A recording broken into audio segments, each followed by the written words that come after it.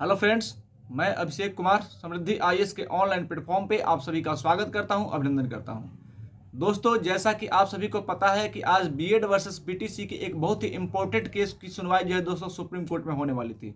तो दोस्तों, आज की जो सुनवाई है वो समाप्त हो चुकी है और आप सभी को पता है कि बीएड वर्सेस पीटीसी इस केस में बीएड के वैसे कैंडिडेट जो कहीं ना कहीं जॉब कर रहे हैं, जिनका कहीं ना कहीं नौकरी हुआ है, उन सारे अभ्यर्थियों को इस केस से आज जो है बहुत ही जो है दोस्तों मतलब कि उनको एक अच्छी खबर की जो है दोस्तों उनको इंतजार था कि आज जो है सुप्रीम कोर्ट से उनके लिए एक अच्छी खबर आएगी और उनके पक्ष में कुछ ना कुछ होगा। लेकिन दोस्तों वहां पे क्या हुआ है, किस तरह से जो है दोनों एडवोकेट बीएड के डीएलएड के वकील ने किस तरह से अपनी बातों को रखी है, जज ने जो है वो किस तरह से बात क्वेश्चन अरेंज किया है और जो क्वेश्चन जज ने पिछले सुनवाई में पूछा था तो उसका जो है क्या जवाब दिया गया है, इस पर ही बात करेंगे। साथ ही बताएंगे कि डीएलएड के एडवोकेट ने जो है किस तरह से अपनी बात को रखा है और किन किन पॉइंट पे आज चर्चा हुई, कोर्ट में आज क्या मिसिंग रहा, कौन से डेटा जो प्रस्तुत किया गया, किस डेटा को प्रस्तुत नहीं किया गया और अल्टीमेटली डीएलएड और बीएड के कैंडिडेट के लिए क्या वहां से कुछ पॉजिटिव आया या नहीं है। इन सभी मुद्दों पे, सभी पॉइंट पे दोस्तों हम बात करेंगे। तो सबसे पहले दोस्तों, अगर आप इस चैनल पे नए विजिट कर रहे हैं तो इस चैनल को सब्सक्राइब कीजिए, लाइक कीजिए, कमेंट कीजिए और ज़्यादा से ज़्यादा शेयर कीजिए कि जब भी कोई नया अपडेट आए तो शीघ्रता से जो है सबसे ऑथेंटिक खबर आपको यहीं से मिलता है दोस्तों। तो सबसे पहले दोस्तों मैं बता दूं कि आज की सुनवाई जो है वो समाप्त हो चुकी है। आज की जो सुनवाई थी वो जस्टिस सुधांशु गुलिया और जस्टिस अनिरुद्ध घोष के बेंच में होने वाली थी। आप सभी को पता है कि 10 अप्रैल को जो है जस्टिस अनिरुद्ध घोष जो है दोस्तों रिटायर होने वाले हैं और इसी की वजह से जो है वो छुट्टी पर थे और 1 अप्रैल को सुनवाई जो है दोस्तों नहीं हो पाई थी। तो अब दोस्तों आज जो सुनवाई होनी थी और सुनवाई जो हुई भी, सुनवाई समाप्त भी हो चुकी है। तो दोस्तों आज कोर्ट में एक चीज मिसिंग था, यानी कि पिछले सुनवाई में जो दोस्तों एडवोकेट थे बीएड की ओर से तुषार मेहता सर, तो वो आज दोस्तों वहां पे मिसिंग थे। यानी कि तुषार मेहता सर जो है आज एडवोकेट के रूप में वहां पे उपलब्ध नहीं थे और बीएड का की पैरवी वो आज नहीं करने रहते। इससे दोस्तों पता चलता है कि एमपी गवर्नमेंट जो है वो बीएड कैंडिडेट की तरफ से जो स्टैंड ले रही थी वहां से उसने जो है हाथ खींच लिया है, ऐसा प्रतीत हो रहा है। क्योंकि अगर ऐसा नहीं होता तो तुषार मेहता सर वहां पे जरूर दिखते। तो अभी इसका कारण नहीं दिख रहा है कि वो क्यों वहां पे अब्सेंट थे, लेकिन आज तुषार मेहता जो है पैरवी नहीं कर रहे थे और इसका असर साफ साफ जो है दोस्तों केस में आज देखने को मिला।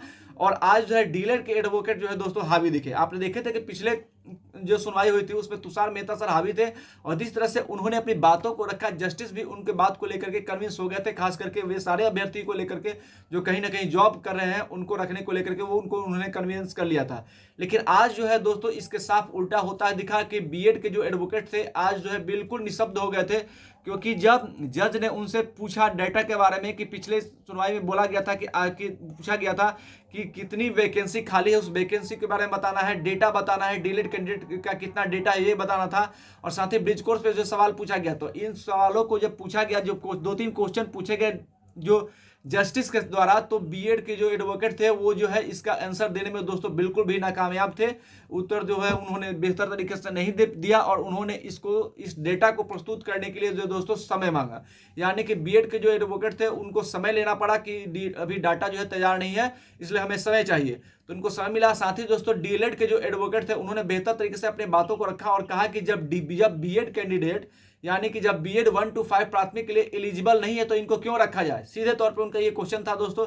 साथ ही उन्होंने बेहतर तरीके से अपना पक्ष रखा। साथ ही दोस्तों शिक्षा मित्र वाले जो है उन्होंने भी अपना पक्ष रखा, उसके भी जो एडवोकेट थे और वो भी जो है दोस्तों नौकरी में शामिल होने की बात कर रहे थे। यानी कि बहुत तरीके से दोस्तों जो है आज सुनवाई हुई, लेकिन बीएड के पक्ष में दोस्तों कुछ भी बेहतर होता नहीं दिखा। यानी कि बीएड के एडवोकेट जो थे वो निशब्द दिखे और वो जो क्वेश्चन जस्टिस के द्वारा पूछा गया उसका उत्तर वो बेहतर तरीके से नहीं दे पाए। तो दोस्तों आज की सुनवाई समाप्त हो चुकी है और बीएड के कैंडिडेट के पक्ष में आज कुछ भी होता नहीं दिखा। जैसा कि कल छत्तीसगढ़ हाई कोर्ट में दोस्तों जो है बीएड कैंडिडेट को वहां से बाहर कर दिया गया, वैसे ही आज भी दोस्तों बाहर तो नहीं किया गया है, लेकिन जो सवाल पूछा गया वो बीएड के एडवोकेट उसका जवाब नहीं दे पाए। ब्रिज कोर्स का भी मुद्दा उठा, उस पर भी दोस्तों एक क्वेश्चन मार्क लग गया है ब्रिज कोर्स को लेकर के। यानी कि बीएड कैंडिडेट के लिए कुछ भी बेहतर आज जो है कोर्ट में दोस्तों देखने को नहीं मिला।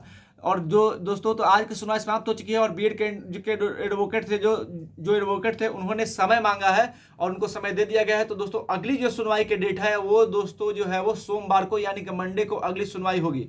तो यानी अगली सुनवाई का डेट आ गया है, मंडे को अगली सुनवाई होगी और देखते हैं कि उस दिन क्या होता है। उस दिन तुषार मेहता सर अवेलेबल रहते हैं कि नहीं, ये देखने वाली बात होगी। लेकिन फिलहाल ये है कि आज की जो सुनवाई है वो समाप्त हो चुकी है और आज की सुनवाई में बीएड कैंडिडेट के लिए कुछ भी जो है दोस्तों बेहतर नहीं दिखा और अगली सुनवाई का डेट आ गया। अगली सुनवाई दोस्तों जो है मंडे को होगी। धन्यवाद।